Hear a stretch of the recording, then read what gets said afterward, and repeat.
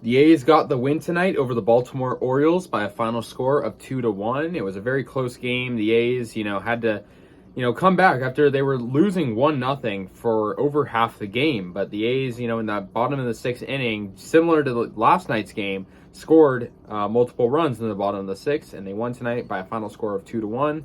It was great. The A's are exceeding a lot of people's expectations, including my own expectations. I mean, we're tied for first place in the AL West right now. And yeah, it's early, but it's definitely, somewhere that we didn't expect them to be. So yeah, top of the first inning, Trey Mancini, he got an RBI on a ground out. And that brought in the run from third. Cole Irvin was pitching for the A's. He did pretty solid, only allowing one run. Yeah. And one thing I want to point out, because I think it's, I have to talk about it, is the attendance tonight was the lowest it's been in nearly 42 years. It was 3,748. And I mean, it's just depressing, and I mean, before you go and saying, well, okay, you didn't go to the game tonight, so you're contributing to the low attendance. It's not the A's fans' fault that the attendance is this low. It's the ownership. I mean, I went to the game last night, opening night, at the Coliseum, and it was just, the vibe was not there for the Coliseum, and it was not anything to do with the fans. Like, there were, the experience at the Coliseum is degrading. It's not a fun place to watch a game anymore. I started to see signs of that last year in the 2019 season as well.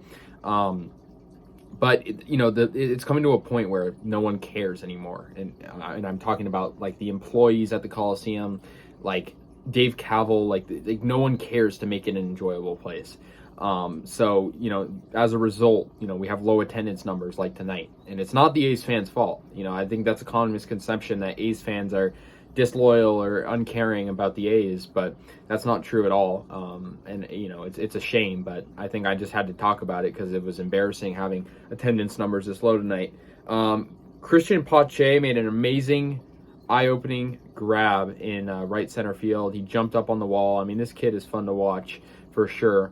That saved a potential run because the Orioles had a guy on base. It could have been an extra base hit, so that really saved part of the game there.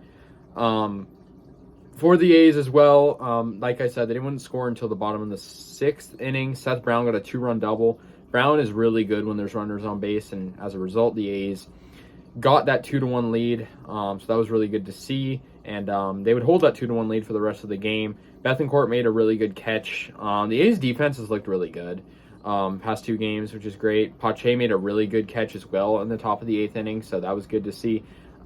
His defense is looking like Laureano, honestly, out in center field. Zach Jackson got his first career save despite just facing one batter. He won on a strikeout. And, the A's got the 2-1 victory. I'm happy with the level of production. I think the A's, like I said, their defense looks good. Their offense is hitting pretty... I mean, I guess their offense tonight wasn't great, but they did find a way to erase that deficit they were facing, and I like that. Irvin went 5 innings, 6 hits allowed, 1 run, and 4 strikeouts. Pretty solid. I mean, the A's bullpen didn't allow anyone. I was pretty happy. I mean, it's a lot of guys I've either heard of once or never heard of at all, and they're dealing. So the A's are going to play the Orioles 2 more times. They changed the game time to 3:07 tomorrow, and they'll play them 1 more time after that. But yeah, the A's take the first 2 games of the series over the O's and move to 7-5. Like I said, the A's are atop of the AL West along with the Angels. Both have a 7-5 record, and looking pretty good. I got to admit it. I mean, it's definitely interesting. So let me know your guys' thoughts. I'll see you guys later, and yeah, go A's.